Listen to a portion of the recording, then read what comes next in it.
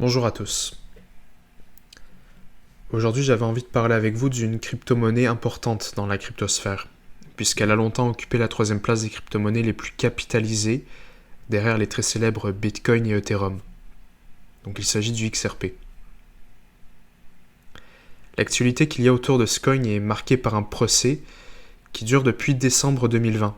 Et à l'heure où je vous parle, on est en novembre 2021, donc presque un an s'est écoulé, et la question tout à fait légitime qu'on est en droit de se poser, c'est où en sommes-nous? Je vais tenter à travers cette vidéo d'évoquer les grandes lignes du procès qui oppose Ripple, la compagnie qui a créé le XRP, et la SEC, qui est une agence gouvernementale américaine qui a pour mission de prévenir les fraudes et de s'assurer à ce que les marchés soient ordonnés. Donc dans un premier temps, il faut savoir que Ripple a déjà été impliqué dans un procès en 2015. À cette époque, le FinCEN, qui est un bureau du département du Trésor des États-Unis qui lutte contre le blanchiment d'argent, le financement du terrorisme et d'autres crimes financiers en collectant et analysant les informations sur les transactions financières, reprochait à Ripple d'avoir volontairement violé les exigences de la loi de la Bank Secrecy Act en ne s'enregistrant pas auprès de FinCEN et en ne réussissant pas à établir un système anti-blanchiment d'argent adéquat. Jennifer Chasky, directeur de FinCEN à l'époque, avait déclaré ceci. Les échangeurs de devises virtuelles doivent mettre sur le marché des produits conformes à nos lois anti-blanchiment d'argent. L'innovation est louable, mais seulement dans la mesure où elle n'expose pas de manière déraisonnable notre système financier à des criminels technophiles désireux d'abuser des produits les plus récents et les plus complexes. À la suite de ce procès, Ripple s'est vu imposer une amende de $700 000. Le 21 décembre 2020, c'est au tour de la SEC d'attaquer en justice la société Ripple ainsi que son CEO Brad Garlinghouse et son cofondateur Chris Larsen. Ce que la SEC reproche à Ripple, c'est d'avoir organisé une levée de fonds en 2013 qui leur aurait rapporté une somme de 1,3 milliard de dollars grâce à la vente de jetons XRP dans une offre de titres non enregistrés aux investisseurs du monde entier. Il leur est également reproché d'avoir distribué des milliards de XRP en échange d'une contrepartie autre que monétaire, telle que des services de main-d'œuvre et de tenue de marché. En plus de ces accusations, il est reproché à Brad Garlinghouse et Chris Larsen d'avoir effectué des ventes personnelles non enregistrées de XRP d'un montant totalisé à environ 600 millions de dollars. Donc à la suite de ces attaques, le CEO de Ripple, Brad Garlinghouse, annonce que sa société va se défendre en cours. Et cette poursuite judiciaire va avoir un gros impact sur le XRP, notamment à cause de son délisting de la majorité des grandes plateformes de trading de crypto-monnaies aux États-Unis, comme Coinbase ou Binance. Mais le problème avec ces accusations, c'est l'utilisation du terme offre de titre, ou securities en anglais. Est-il réellement convenable de qualifier le XRP de security? Puisque si on se réfère à la définition que l'on trouve dans le Securities Act, il s'agirait plutôt de ceci. Un contrat de financement d'une entreprise donnant à ses créanciers certains droits, tels que ceux à la participation aux bénéfices, et à percevoir des intérêts. Donc en lisant ceci, on se rend compte que cette définition est bien loin de correspondre à la fonction du XRP. Et c'est pour cette raison que la SEC s'appuie plutôt sur une définition établie par la jurisprudence américaine et dans laquelle les juges américains ont créé le Howey Test, qui a pour objectif de déterminer par une série de critères si on peut considérer quelque chose comme une security. Les critères sont les suivants. Faire un investissement avec de l'argent ou avec quelque chose d'autre ayant de la valeur au sein d'une même entreprise, avec pour objectif de recevoir des profits réalisés grâce à la production d'un travail effectué par d'autres personnes. Pour se défendre, Ripple a déposé plus de 29 000 appels de demande que la SEC va juger comme étant indûment pénibles et va même se plaindre auprès du tribunal que les demandes imposeraient un fardeau écrasant.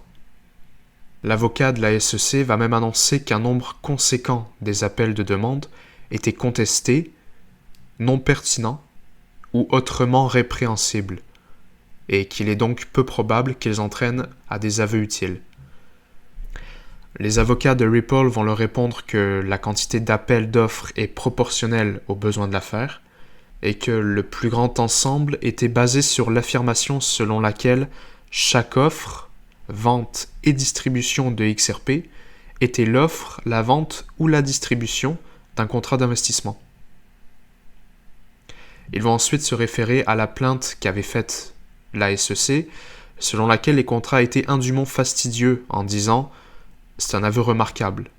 Apparemment, la SEC n'a pas examiné ces contrats avant d'alléguer dans sa plainte que chacun d'entre eux faisait partie d'une conduite illégale. En effet, la SEC demande le remboursement d'au moins 1,3 milliard de dollars de revenus générés par Ripple à partir de ces mêmes contrats, mais dit qu'elle ne peut pas se donner la peine de les lire.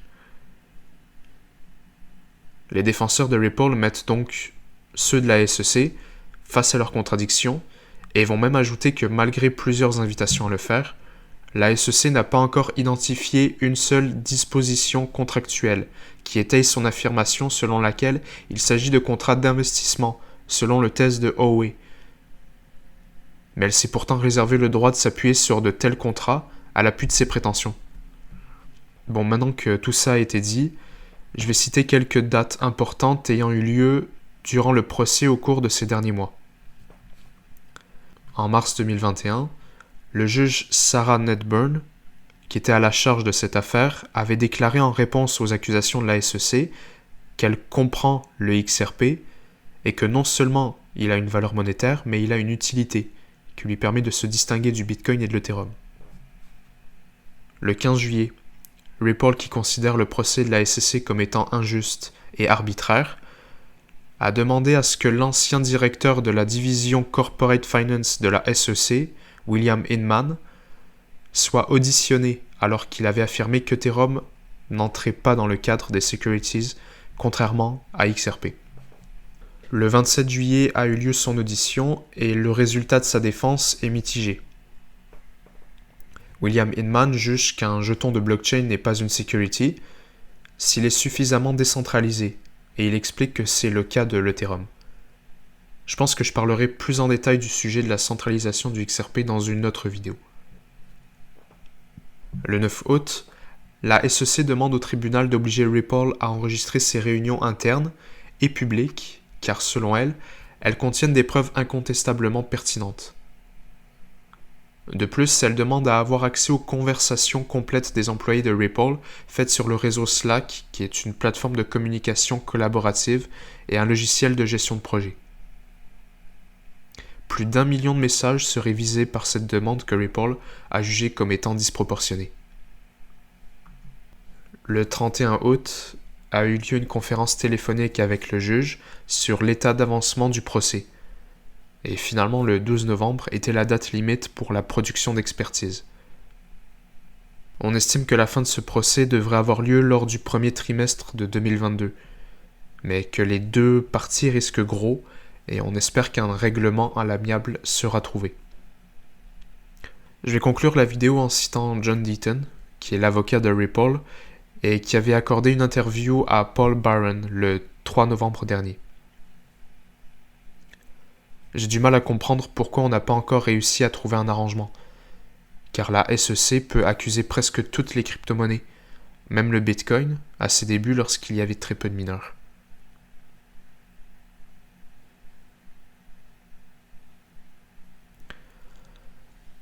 Merci à tous d'avoir regardé cette vidéo, j'espère qu'elle vous aura plu. Je risque de faire d'autres vidéos en parlant des crypto-monnaies, principalement du XRP je pense. Si ça vous intéresse, vous pouvez mettre un like ou vous abonner à la chaîne, ce serait très gentil. Et je vous dis à la prochaine.